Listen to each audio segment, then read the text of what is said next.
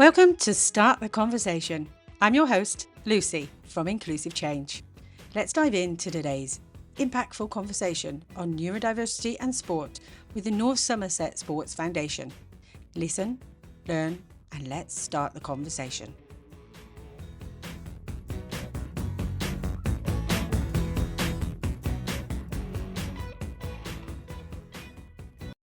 Hi there, it's Lucy here from Inclusive Change at Work. And today I'm here with Project Sandbox, our project all around podcasting, content development, anything to do with talking to people and finding out more about neurodiversity. And today I've come out and about. I'm at a different place and I'm in Clevedon. I'm here today to talk about football, not something I'm very familiar with. I do know the offside rule, but football isn't in my bones. But I'm here today to talk about football and neurodiversity. Now, I'm definitely all about neurodiversity. But I'm here today with a guest, Lucy Chapell. Lucy is the founder of North Somerset Sports Foundation. It's a charity based in Clevedon, and I would love to find out more about this charity. So, Lucy, hello. Hello. Welcome. Lucy, can you tell us a bit about your role at North Somerset? Like, basically, who are you and what do you do? So I am the welfare officer for North Somerset Football Club. At the moment, I am more focused on the charity stuff that I'm doing. We've recently taken over a site in Clevedon, which is a sports stadium. So the charity is called North Somerset Sports Foundation. We're building a thriving community united by fitness, wellness and sports, where every individual, regardless of age, background or ability, has the opportunity to grow, connect and excel. That is literally awesome. And we're sat here today at the base, aren't we? Yes. Yep. So we've taken a drive down from Bradley Stoke, where we're normally based, and we've come down to Clevedon. And I am literally, I'm overwhelmed by everything you've done here. How long have you been here? So we moved in on the 1st of November. So I think 4 months. Wow. Yeah, 5 months. Yes. And what's happening here? So basically, I run a local football club. Okay. There are very limited facilities in the whole North Somerset area, or access to sort of all-weather pitches for children. So the original tenants of the site, I think their lease was due to expire, and there was a lot of uncertainty around what would happen to the site. So I decided to put my hand up and start a charity and take over the site. That's not a thing that everybody does every day. Okay. So I put my hand up and said I'd start a charity. Yeah. Lucy. Now, I run a community interest company and I know that it's a challenge. Yes. It's particularly a challenge right now with the financial climate and all that kind of stuff. And you've taken on this site. Yeah. All praise to you, Lucy. Do I regret it? Some days, yes. But it's early days. It's early days. It is early days, and it's a lot more than I anticipated. Obviously, I do this alongside a full-time job, and you can probably hear in my voice that it's taking its toll. Yes. But our aim is to inspire and support our community by delivering accessible sports programs, state-of-the-art facilities, and wellness initiatives. Central to this mission is North Somerset's first sports and wellness village hub, which is what we're trying to create for physical, mental and nutritional well-being. And I absolutely believe you're going to achieve that. Yeah. Right. This place is incredible. So let's go a little bit deeper. So I said at the top of this that we were going to talk about neurodiversity in football. Mm-hmm. And that was really what got us here. Yeah. Now I'm here. I don't want to leave, by the way. But tell me about your connection or your perspective on neurodiversity, if you're comfortable sharing. Yeah, fine. So I'm the welfare officer for mental health first aid for North Somerset Regional Talent Centre. I'm a big advocate for mental health, and that was my primary focus in trying to bring in mental health support into football, because it hasn't been a lot. It is improving, but there hasn't been a lot. And then along that journey, stumbled across the fact that actually a lot of children that suffer with anxiety or mental health disorders, it sort of came to light that actually it's like undiagnosed neurodiversity. Not all the time. There are still, you know, safeguarding issues and things that we need to work at separately, but actually it's just an opportunity to ask questions of what else could possibly be going on. Yeah. And so a lot of those children that we did identify as perhaps maybe having an underlying neurodiversity have now been diagnosed. So Wow. it's just being able to have conversations with parents, with coaches, to spot signs and to maybe encourage parents to explore those avenues as an option. Yeah, because sometimes if you haven't heard of it, Yeah. if you haven't thought of that as maybe one of the underlying reasons behind behavior, Yeah. and difference, when that's opened up to you, actually that's a big shock. Yes. And I think in the sort of research that I've done, there's a huge percentage of parents and children that experience blame before there's any sort of encouragement to look into neurodiversity. So, for example, my son being one of those, he's just had a late diagnosis at 11 of autism and ADHD. And his journey, or our journey as a family, has been really difficult because he was constantly told he was naughty. We were constantly told he was naughty. And actually, that meant that his mental health declined to such a state that he was self-harming. He was in a really bad way. So we made the decision to take him out of school, which to some people was quite... It's different. It is It's not different. the right thing to do. Yeah. And my personal experience, I have two children who are now teenagers who are autistic, and again, both diagnosed at the age of 11. And I had to change all my values completely when I found out that they were autistic. Yeah. Because my values were that you go to school. This is where you get your education and this is what you do. And my values were challenged quite considerably. And I think maybe our take as a family on mental health is different to everyone else. And that's down to our personal experience. And through this journey of learning about neurodiversity, I've realised that actually a lot of the things I've experienced in my close family are down to undiagnosed neurodiversity. You know, we've experienced alcoholism, suicide, lots of very difficult things, which actually, had the support been in place from a young age, which we're trying to do now, would those things still have happened? So it's about identifying and providing support from a young age so that we're not forcing children to fit into what society deemed to be an acceptable box. Yes. Something that my son himself says is, I need a flexible mold, which I think is I like that. an amazing thing to come out with at 11. And some days it will look like this. Yeah. And he'll fit. Yeah. And then another day that won't fit. So it needs to mold and it needs to be flexible so it can change with and adapt with him. Yeah. How do you see that playing out at the club and in your work? So what we did, obviously I reached out to you to help put together something I could, you know, I'm still learning about neurodiversity. I was of the opinion when I was at school, we were told that anybody that was autistic or dyslexic had to sit in the corner. They were, you know, what's the word? Academically not at the same level as everybody else, when actually now we know the opposite. And when you look at my son, he's extremely high functioning and actually isn't challenged enough in the academic environment, which is part of the problem.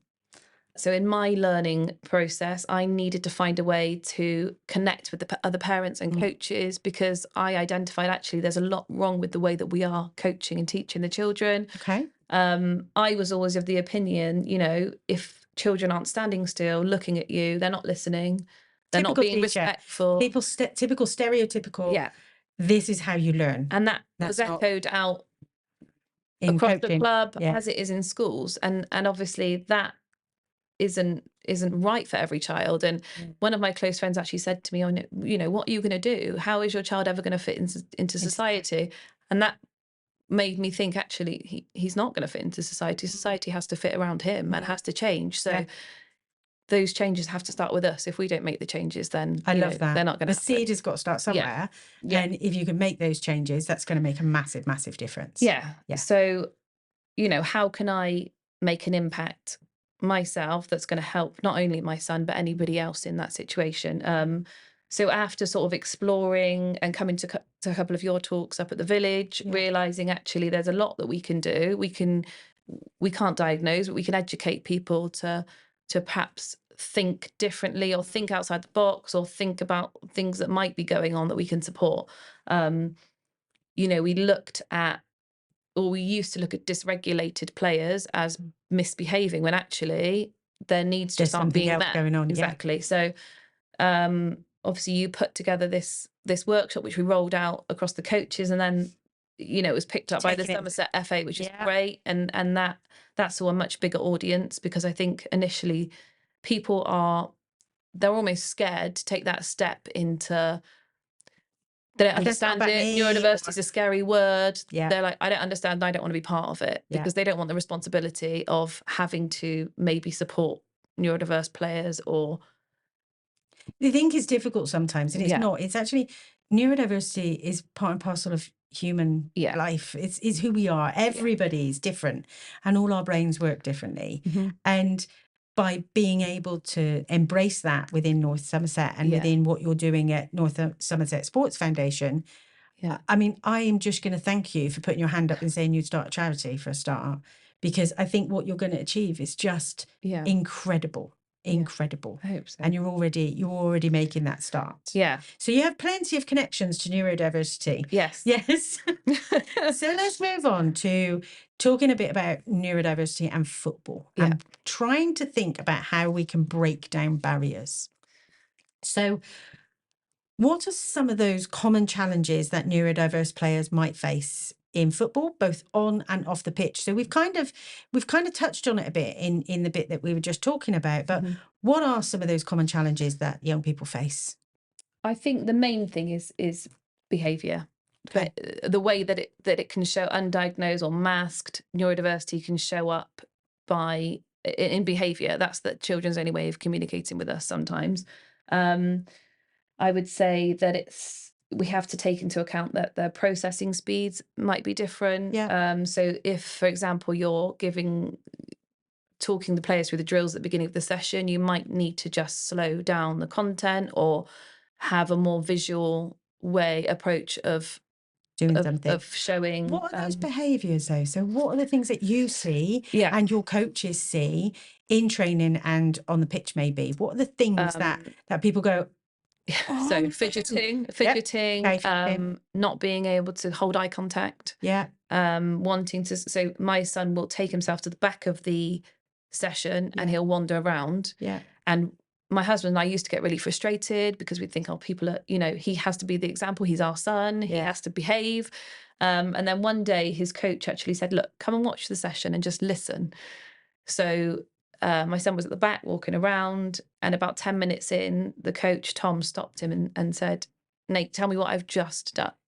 Done what I've just done. And he repeated it, didn't he? Everything word for word. And he said, you have to allow him to process in a different way. And actually, when you then do that, it takes the stress out of the session for the coach. So then when we rolled out the workshop with the coaches, you could sort of hear a lot of light bulbs going off in the penny drops, and actually realizing that most of the coaches are also neurodiverse. So that's actually handy. I think in sport, because sport is such an outlet, and there's now a lot of sort of sporting figures that are coming out saying, actually, I've got autism, I'm ADHD. So Lucy Bronze is one that's just come out, isn't she? Yes. Say come out. That's probably the wrong word, isn't it? Lucy Bronze has shared that she's autistic and I think ADHD. Yes. We knew she was dyslexic and struggled with anxiety, but actually, when you put all that together, autism explains quite a lot of the anxiety. And I think when the needs of those individuals aren't met, it then translates to anxiety, and all of that can be calmed down so much if we break down the way that we're teaching them. Or another thing that we've looked into a bit more is that the motor coordination can be different. They have different sensory sensitivities, emotional regulation, focus and attention, and that's just on the pitch. Off the pitch, there can be a change in social dynamics. Routine changes can be really difficult for players. Instructions and feedback are difficult. Anxiety and stress can then be exacerbated. I want to flip this though, right? Yeah. Because we're talking about things that are big challenges Yes. sometimes. And all those things that we notice, and we tell kids, oh, well, you've got sensory challenges, so you can't possibly wear that shirt. Yeah. Or you can't possibly do that. But actually, let's try and flip it a little bit, maybe. And what are the strengths that come with being neurodivergent? And what are the strengths in sport and in football in particular? What do you see? So this is what I really struggle with. So my son is an excellent sportsman. He's always been the captain of his football team. But in school, we have to collect him from PE because they can't meet his needs. Wow. So I feel like if he was empowered, he is a brilliant coach. Yeah. Actually, if you utilize some of those skills, then you can use him in the session and he will feel valued. And then those behaviors will calm anyway. The anxiety, the needing to control the environment will be calmed down because you're actually empowering him. I could literally talk for about 3 hours on anxiety and fight, flight, freeze and what's happening. Yeah. I know we haven't got time. All right. So I'm going to ask you another question if that's okay. That's okay, yeah. Okay, so let's talk about support, because we talk quite often about what's difficult. But Lucy, what's your top tips for supporting neurodivergent players in football? So I think firstly, it's really important as a club to come together like we did and have an evening or an afternoon where you go through a workshop, so you can educate people on the basics, just understanding what is neurodiversity, because it's a big word that people are scared of. They're like, that sounds like something really complicated, when actually it's not. So I think just that or the access to education, whether you do it online or something, just so that people can see that there are different ways to coach or to teach. So I would say after that, make sure your communication is clear and consistent. Checking understanding. So within a coaching session, just go back and check the children understand, because often children that are anxious won't put their hand up and say, I don't understand. No. So just, spot checking, making sure people are comfortable and happy, using visual aids, like I said, getting the children to actually act out scenarios themselves, and just being direct and specific with communication. So breaking down the language sometimes, rather than use a broad term, actually break it down. I want you to run towards the ball. Yeah. So you do this first. Yeah. And sometimes if we communicate as a coach and we do too many things all at once, and we ask so many things all at once, and I can give you a real example. So for instance, right then, Nate, go get your boots, get your top, stick your bib on, get yourself in goal. Yeah. It's likely that Nate's just going to stand there and not do anything, because that's like 3 or 4 instructions all at once. So you just need to break it down and go, okay, go and get your boots. Yeah. Job done. And you can do that as a whole group without. Yeah. Right, or first one back with their boots on, or something like that. So and I think it's just about empowering your coaches and your parents to feel comfortable speaking like that. I think just a little bit of knowledge sometimes can help make them more confident. I would say providing structure and communicating changes ahead of time is really important.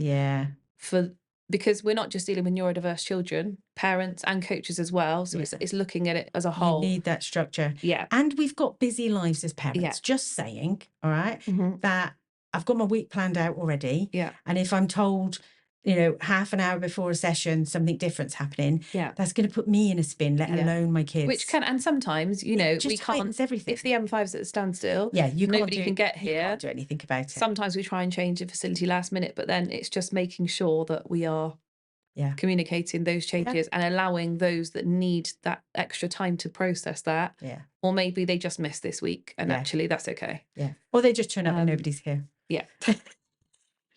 Sensory considerations, so noise reduction options or adjustments to kit, whether they have different material, or and talking to the players about why maybe some people don't like to have certain, just being open and talking about it. I think that's really important, actually, is being open and having those conversations about, well, not everybody likes noise in the same way that you do. Yeah. Not everybody likes a hug in the same way that you do. So if you're doing a goal celebration, not everybody's going to want to be touched. Yeah. Yeah. And I think it's really important to normalize neurodiversity. Just talk about it all the time. So actually it takes that.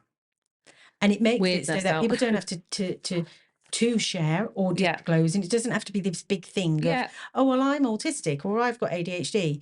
It's just, yeah, okay, all right, Yeah. that's fine. Another thing I would say is, so again, about the normalizing, you know, some people need brain breaks. We call them brain breaks. Like that. So I think there's a way to not hide that you're doing that in a session, but Yeah. not make it so obvious, like, oh, you need to go You and have need to your have a brain brain break break. now. Really? So build it into the exercise. Do something where actually it gives Everybody gets that chance for the break. yeah. Yeah. So give everybody a break for 5 minutes, Yeah. yourself a break for 5 minutes. Yes. Encouraging or teaching self-regulation as a group. Yeah.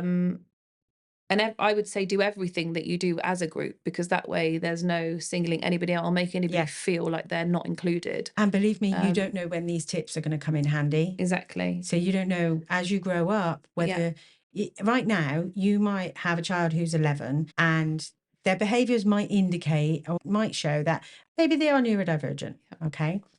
You don't know that yet. You haven't explored it. You haven't been there.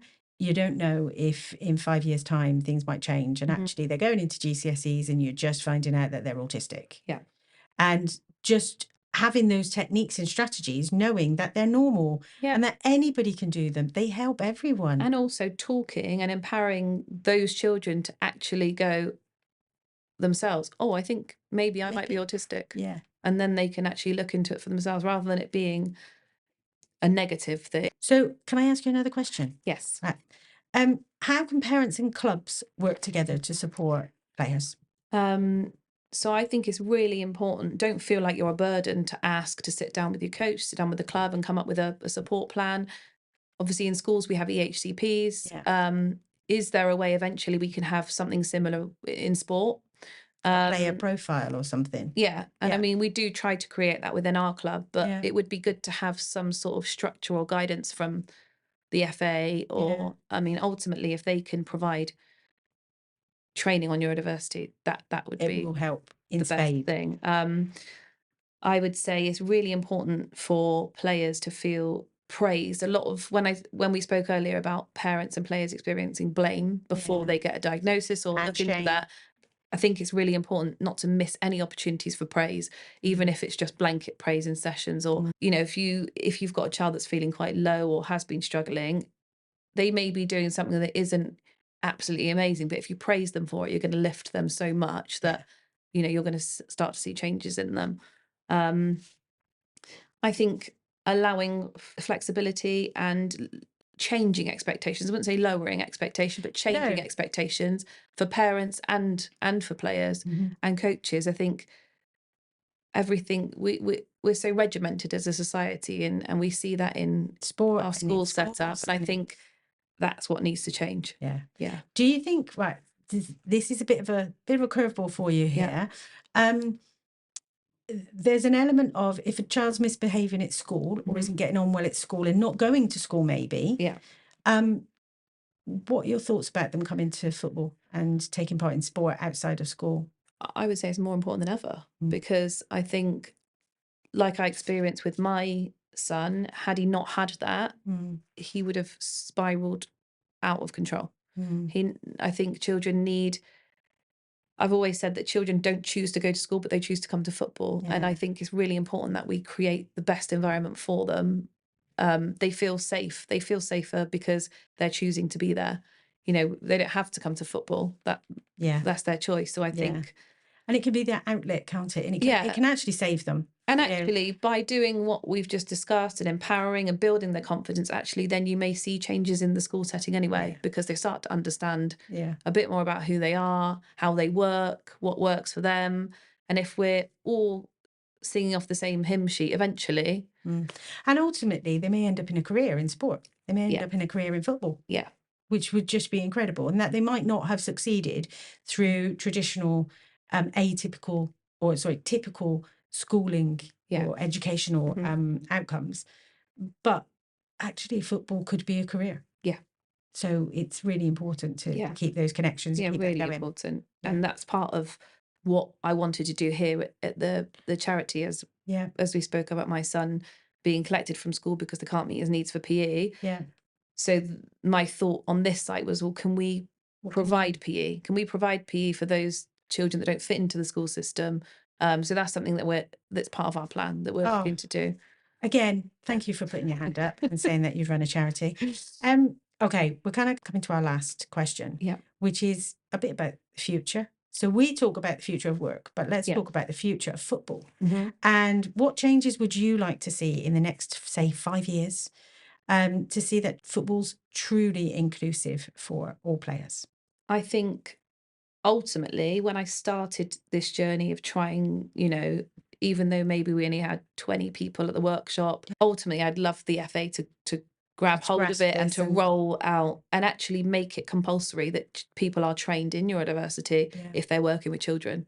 I think that's one of the most important things. I think the pathways in football, like with school, are very regimented. I think when you look at children that go into academies, the expectations around behaviour, and when we talked about expectations not being lower but just different, and actually accepting that there are going to be children that are going to be emotionally dysregulated, and making sure that you have the support in place for those players rather than just dismissing them, saying, well, they're not going to make it. They're not going to play. Yeah, because I think actually if you look at the players now that are starting to speak about their neurodiversity and the struggles they've had, how different would they feel now if that support had been in place earlier? And they've obviously still succeeded in what they wanted to do, but others will have given up. And others would have turned to other things. And a lot of children believe they're naughty. When actually I think that's what I'd like to change most. They're in the training we do, there's a couple of players that I pick out. Lucy Bronze was one of them. But also I think Ricky Miller and John O'Kane. Both of them are older, but they have written about their experiences and said how different they would feel. But I think it's really sad if people, I know for my son, football is his life, not just playing football, but being involved in it. It's where he feels confident, where he feels safe. So I think it's important that we provide access for people like that, because, it may be the one thing that keeps their mental health on the straight and narrow. And for us, we talk about inclusive change at work. We talk about building the future of work, and being at work, you have to have good mental health. Like we need a workforce that is able to work. And part of that is looking after your well-being, and sport and exercise and being part of a community are all really big factors in that. And that's what you're building here. Well, as adults now, we know that we can ask for reasonable adjustments, but who is asking for those for the children? Because that's what we're now trying to do. It's just saying, well, actually, they're just as important. Why shouldn't they have the same rights as everybody else? And we're the only people that can do that for them. They can't, their minds aren't developed enough to realise yet that they can stand up for themselves and say, no, this isn't right for me. And when they do, sometimes a parent or an adult will say, no, we just do it this way. I'm absolutely, it's a privilege to come and talk to you. Thank you. It's a privilege to come and find out what you're doing here in Clevedon, down at North Somerset Sports Foundation. I must say, that is difficult to say with a lot of S's, but that's okay. So it's NSSF. NSSF. Okay, so North Somerset Sports Foundation, a charity based in North Somerset, here in Clevedon. We've been talking about neurodiversity in football. Thank you, Lucy. It's been an absolute privilege to come and speak to you. Thank you. Ever wanted to find out how you make a podcast or build digital skills and make the internet safer for everyone? Project Sandbox is your space to learn, to create and to be heard, especially if you're disabled or neurodivergent. Want to be part of it or know someone who should be? Head to icall-cic.com/sandbox and get involved.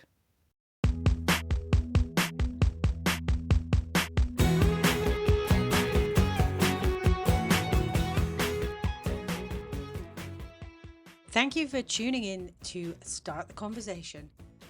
We hope you've enjoyed today's episode, and remember, conversations like these help us make a difference, one discussion at a time. If you have any topics you'd like us to cover, or if you'd like to be featured on the show, don't hesitate to reach out. Keep listening, keep learning, and keep the conversation going. Until next time, I'm Lucy. Take care.